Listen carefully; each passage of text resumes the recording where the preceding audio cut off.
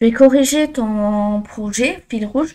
Donc, tout d'abord, je vais lire les consignes et ensuite, je passerai à la correction du code. Alors, la présentation de l'entreprise à l'origine du besoin, donc c'est Chocopap. C'est une entreprise de vente de chocolat qui possède plusieurs boutiques en France. L'entreprise souhaite évoluer et proposer à ses clients la possibilité de commander leurs produits en ligne. Vous êtes actuellement développeur junior dans une agence web. Le chef de projet vous a proposé de collaborer sur un nouveau projet. On vous a chargé de travailler sur la partie front-end du site. Donc, on s'attend à avoir du front, c'est évident, mais soit HTML, CSS, JavaScript, ou alors un framework ou une bibliothèque. Voilà. La charte graphique, les wireframes et les images vous ont été fournis. Donc, bon, ça, j'ai un dossier, j'ai tout récupéré. Le client a demandé à avoir un site responsive. Vous travaillez sur la partie front-end de ce site en collaboration avec d'autres développeurs. Donc, ça veut dire que c'est possible de travailler en équipe. Votre mission sera d'intégrer les wireframes qui vous ont été fournis, ainsi que leurs fonctionnalités en accord avec le cahier des charges. Expression de la demande. Donc, le site devra respecter le plus fidèlement possible les wireframes et la charte graphique, être correctement optimisé et référencé, avoir un code qui respecte les bonnes pratiques, être accessible sur tous les navigateurs, être valide W3C, contenir les fonctionnalités et animations demandées, être sécurisé. Le site sera mis en ligne et son code devra être visible sur GitHub. Bon, nous, on utilise GitLab avec au minimum 10 commits, livrable attendu, donc l'URL et le lien GitLab. Donc, intégration et versionning à l'aide HTML, CSS, de librairies framework du choix, de l'apprenant et des éléments fournis. Il faut faire le site internet. Pour ce projet, le design est libre. Il vous est cependant demandé de respecter au minimum la charte graphique du client. Toutes les pages doivent être accessibles en naviguant sur le site et responsive. Votre projet est une collaboration avec notre développeur. Vous utiliserez GitLab et Git. Développement, donc avec JavaScript, des librairies et framework JS et des éléments fournis, on développe les fonctionnalités demandées. Alors, on n'est pas obligé d'utiliser le JSON qui a été fourni. Vous utiliserez Ajax pour intégrer les produits à boutique en ligne sur les pages. Alors, la phrase est un peu ambiguë pour moi, en fait. Au début, moi, j'avais compris qu'un fichier JSON vous a été fourni, mais que c'est pas obligatoire. Mais si on lit la suite, en fait, ça a l'air de l'être, finalement. Donc, à voir. Vous avez la possibilité, voilà, c'est là. Vous avez la possibilité d'utiliser le JSON brut ou de l'intégrer. Donc, selon comment on la lit, ça, bon, au vu de ce que je viens de lire, je pense que c'est attendu, mais voilà. Les éléments ajoutés au panier doivent rester présents. Donc, il existe de nombreuses solutions pour cela. Le choix d'un framework JavaScript. Donc, ça simplifie vraiment le fait de l'utiliser. Et ça peut être déterminant. On peut aussi explorer donc la documentation JavaScript pour le faire, bien sûr. Mais il ne faut pas oublier aussi qu'il existe des petits, des petits trucs qui ont déjà été développés par d'autres développeurs. Si on va sur Google, par exemple, supposons qu'on va faire un calendrier, c'est un exemple que je prends souvent, ne pas réinventer la roue. On tape, par exemple, supposons qu'on veut faire du React, on tape React, calendrier, et on va trouver un calendrier en React. Voilà. Donc, l'ensemble du site va être compatible avec les derniers navigateurs.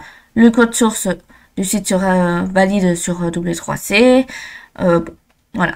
Après, on doit pouvoir, sur un hébergeur gratuit, accéder au site. Très bien. Donc, plusieurs choses. Alors, j'ai bien ton code sur GitLab. Là-dessus, aucun problème. C'est très bien. Par contre, quelques petits axes d'amélioration. Je vais pas montrer ton GitLab parce que, bon, sinon je dois tout flouter, ton nom et il est un peu partout, mais voilà. Mais, donc déjà, tu n'as créé qu'une seule branche. Alors, j'ai lu le projet, mais comme j'ai pas encore vu le code, etc., je ne sais pas, mais à mon avis, tu avais besoin de plusieurs branches quand même. Au moins une branche pour le panier et une branche pour les produits. Ça te fait 2 branches. Là, tu as juste une branche. Donc, pour moi, il en manque. Qu'est-ce que c'est en fait pourquoi on crée plusieurs branches? On crée une branche par fonctionnalité, ou une branche par correction de bugs. C'est-à-dire, supposons que je code quelque chose, je l'envoie. et on fusionne avec main, la branche. Il y a une erreur. Je recrée une nouvelle branche. Un fixe slash quelque chose. Bon, je pourrais revenir en arrière, forcément. Mais bon, c'est pour faire une autre explication. Je crée un fixe slash la correction. Je corrige. Je refusionne. C'est comme ça que ça fonctionne, en fait. Toujours travailler, en fait, en séparé. Si tu codes tout sur la même branche, ben, qu'est-ce que ça change, en fait, de coder sur une seule branche en parallèle de main ou de coder directement sur main? Absolument rien, parce qu'au final, si tu as un problème sur la branche parallèle, tu es obligé quand même de tout recommencer dans l'histoire. Donc, c'est pour ça que... Alors, je vais ouvrir Canva, je vais prendre un peu de temps. Ici. Donc, voilà. C'est important parce que si tu as une erreur, comme je viens de le dire, il faut vraiment que tu puisses, comment dire, bah, mettre ton erreur de côté si vraiment tu n'arrives pas à la débugger et te dire ok, je la laisse de côté et je repars sur, je l'oublie en fait, j'oublie ce bout de code et j'essaie de partir différemment en repartant de zéro. Moi, c'est ce que je conseille au début, de ne pas s'acharner si vraiment, quand ça va, entre guillemets, quand ça veut pas, ça veut pas. Donc, on crée une branche. Ça, on va dire que c'est main, tout simplement. Ta branche propre. Donc, main. Alors, comme ceci. Là, ici, toi, tu as créé, alors, je vais mettre en rouge, pour que tu aies la même couleur. Tu as créé feature, comme ceci. Donc, jusque là, à peu près, on va dire. Ça, c'est feature. Tu l'as appelé, bon, tu as mis un F majuscule. C'est pareil. Feature. Puis feature, ici, à ce niveau-là, à peu près, tu l'as remis dans main. Ok. Et si moi, je te dis que là, il y avait une erreur. Qu'est-ce qui se passe? Sachant que toi, tu n'as fait que ces deux branches. Donc, en gros, si tu as eu une erreur, ici, là, tu as dû la corriger à ce niveau-là. Donc, perdre du temps et continuer ton code. Alors que si tu avais fait, donc, on recommence, ta branche main. Donc, bon, imagine que c'est de... Là, c'est la seconde version. Là, c'est V1, on va dire. Là, c'est V2. Alors, je vais mettre une autre couleur plutôt. Ça, c'est V1. Ça, c'est V2 pour le projet GitLab. Si, là, tu avais fait ta branche main. OK. Je fais feature, ici.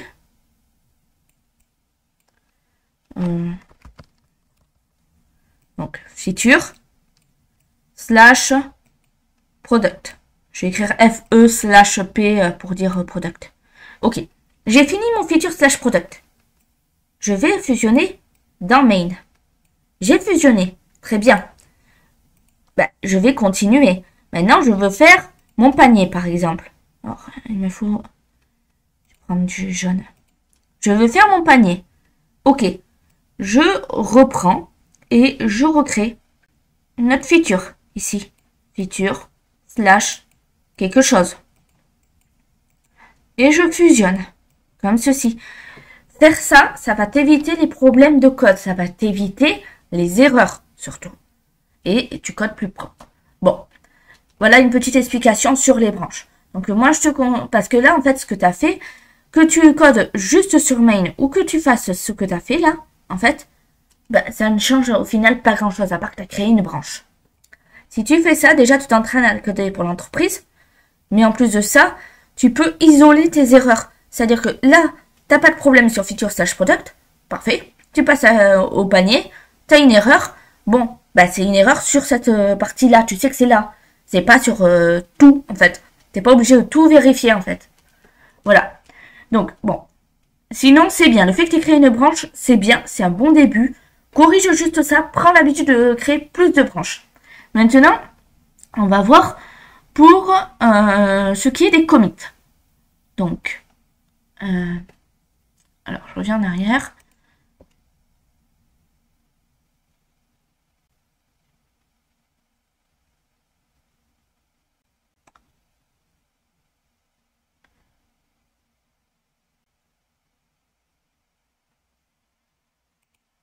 Voilà.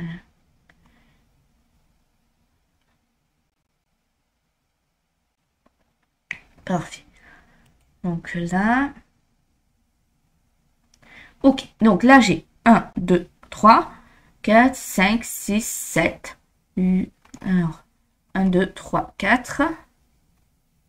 5, 6, 7.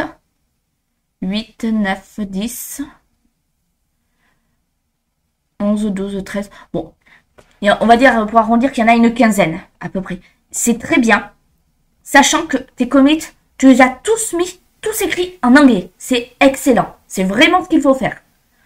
Tu as expliqué de manière simple. Alors, certes, bon, tu as un problème parce que tu n'as pas de branches. Tu n'as pas créé plus de branches que ce qu'on a là. Mais le fait que tu aies fait plein de commits différents, c'est vraiment ce qu'il fallait faire en fait. Donc, c'est parfait à ce niveau-là. Donc, je vais maintenant aller sur ton code. Je vais lire le readme. Donc, tu as fait un readme. C'est aussi très très bien de faire un readme. Pourquoi? Parce que moi, j'arrive sur ton projet. Je suis nouvelle. Je sais ce que je vais avoir en fait. Donc, là, je vais lancer.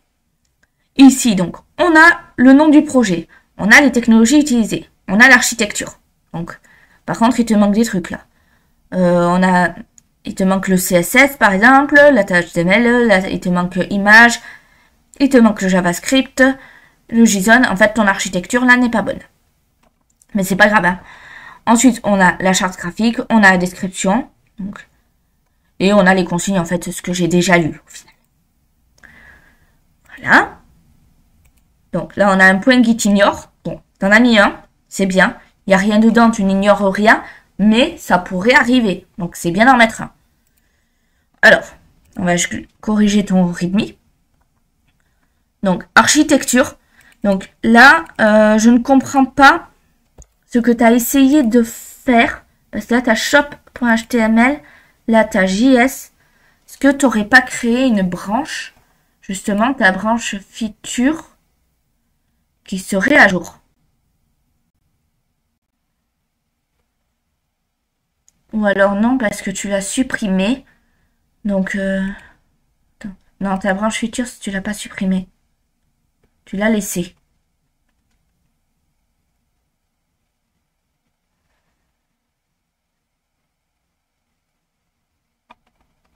Non, je pense qu'en fait, c'est ton architecture qui n'est pas à jour. Bon, ce n'est pas grave. Alors, soit tu voulais dire quelque chose de différent et c'est moi qui n'ai pas compris dans ce cas-là, et c'est possible. Soit c'est juste que ce n'est pas à jour. Dans tous les cas, ce n'est pas grave. Donc, on commence. CSS.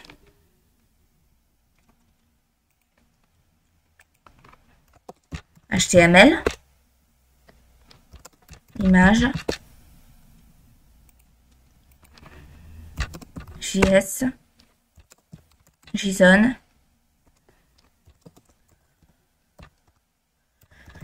Point qui t'ignore. Index. Et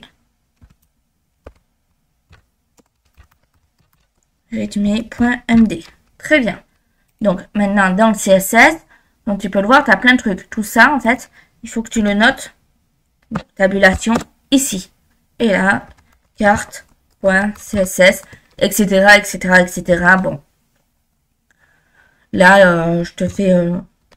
hop, je vais t'écrire le second, mais je pense que tu comprends ce que je veux te dire. Voilà. Etc. Donc là, 3 petits points. Et tu continues. Voilà. Ensuite, pour ce qui est du HTML, donc là j'ai shop.html, donc c'est bien parce que ton fichier HTML est dans du HTML, il ne traîne pas ailleurs, etc. Donc c'est très bien. La image, c'est bien. Alors, c'est dommage que tu aies écrit juste accueil 1, accueil 2, accueil 3. Essaie de décrire un tout petit peu plus tes images, que ce soit plus parlant. Par exemple, si tu vois l'accueil avec un bureau, t'écris accueil bureau par exemple, ou je ne sais pas. Tu vas le voir, on va voir que c'est l'image, mais bon, c'est une boulangerie. Mais présentation boulangerie ou quelque chose comme ça, présentation pâtisserie plutôt, quelque chose comme ça. Donc ça, je regarderai après, mais c'est bien que ton... Ah, non, je pensais... Donc c'est bien que JS et le JSON. Donc, je vais commencer par l'index. Tout d'abord, donc on a le Bootstrap qui est en haut, donc c'est bien. Par contre, là, alors c'est à voir bien sûr, hein, mais est-ce que tu as besoin de tout? Ou est-ce que, par exemple, il y a celui-ci, tu n'en as pas besoin? À toi de voir. Donc, évite, alors ça, il vaut mieux éviter de mélanger des trucs. Mais bon, parfois, t'as pas le choix. Alors, ensuite, je vais lancer le live.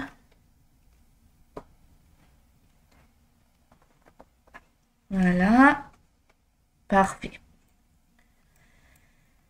Donc, là, 2 pages. Donc, accueil, boutique. Très bien. On a nos gâteaux. Si je prends chocolat blanc, ça fonctionne, ton filtre. Si je mets tous, mais que je mets à partir de 9 jusqu'à 100, on peut voir que ça marche. Donc ça, c'est très bien. Si j'ajoute ceci au panier, voilà. Si je quitte la page et que je retourne sur accueil, on peut voir que c'est bon. Donc je regarde. C'est parfait. C'est impeccable. Alors, hop. Là, les liens ont l'air d'être cliquables. Numéro de téléphone cliquable, très bien.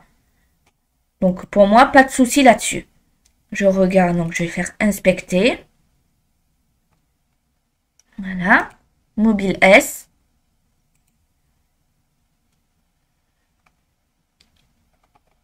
Donc là, on a accueil, on a panier.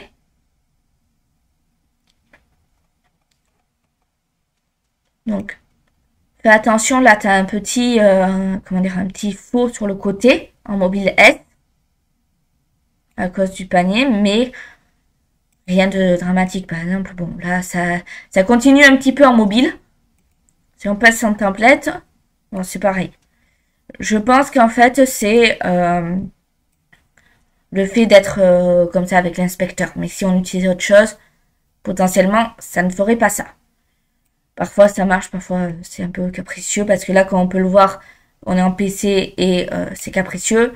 Si on enlève la version PC, on peut voir qu'il n'y a plus de problème. Enfin, l'inspecteur, on peut voir qu'il n'y a pas de problème. Donc, je pense que c'est l'inspecteur qui fait des siennes, comme on dit. Mais sinon, c'est très bien, moi. Ton site est très propre. Aucun problème là-dessus. Donc, on va regarder le code maintenant. Alors, accueil. Très bien. Là, tu as mis point slash. C'est parfait. C'est exactement ce qu'il fallait mettre. Là, c'est nickel. Tu as rempli ton alt. Ça veut dire qu'une personne aveugle peut surfer sur ton site internet. Donc, c'est parfait. Rien à redire là-dessus. Donc là, impeccable. Parfait.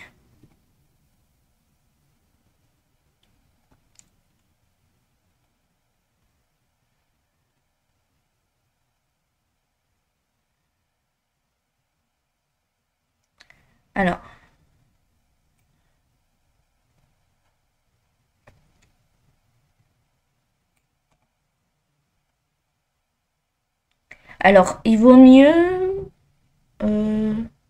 oui, c'est non. Non, c'est bon. J'ai rien dit. C'est très très bien. Ton code HTML est très propre pour moi. C'est très bien. Donc là-dessus, rien à redire sur ton HTML. Il est impeccable. Donc voilà.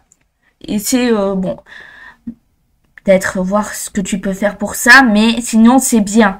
Il n'y a pas de CSS qui traîne, on va dire. À part là un petit peu, mais bon, on va dire que c'est pas 10 lignes de CSS dedans. Donc là-dessus, pas de souci. On va regarder d'ailleurs le CSS un petit peu. Donc, voilà. Pense par contre à bien indenter ton code, comme tu peux le voir. Bon, là ça crée un espace en plus. Donc voilà, mais sinon, pense à bien indenter. Donc ton code était bien indenté, mais je te le dis. Donc là, point map, très bien.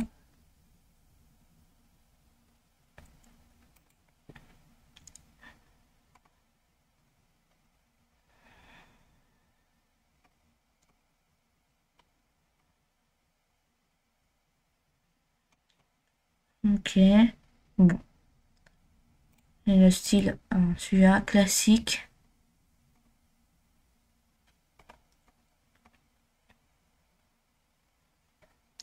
Bon, pour moi, c'est très bien. Rien à redire là-dessus non plus.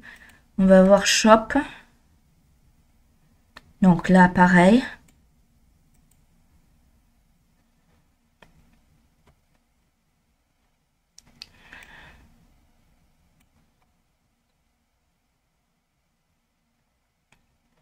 Là, t'as bien compris. Point, point, slash, point, point. Ah non, pas point, point ici. On est où? On est dans Shop. Toi, tu dis, bah je suis à Shop. Donc, et en plus, t'as pas besoin de mettre ça. Tu mets un dièse directement. Voilà. Tu changes pas d'endroit en fait. Tu restes sur Shop. Mais sinon, c'est bien. C'est juste une petite erreur d'inattention. Là, c'est très bien.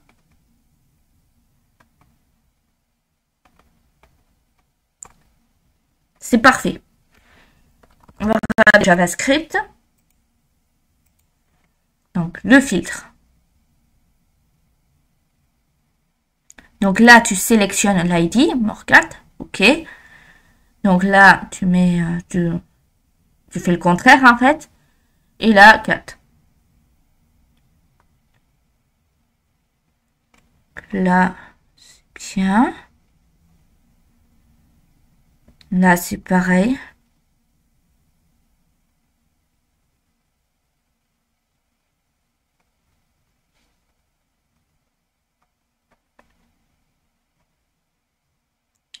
Bon. Pour moi, rien à redire. Je pense que ça pourrait être un peu simplifié, c'est-à-dire un peu refactorisé, mais tu débutes. Donc, franchement, c'est très bien pour ce que tu as fait là. Là, on a donc... OK.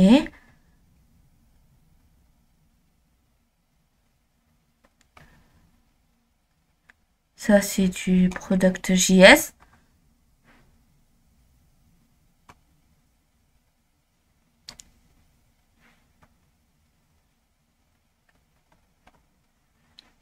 OK.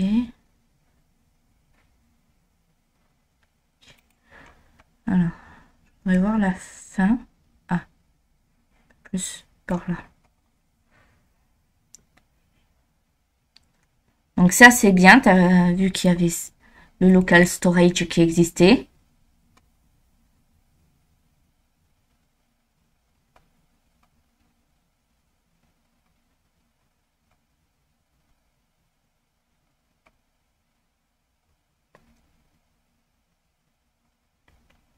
OK.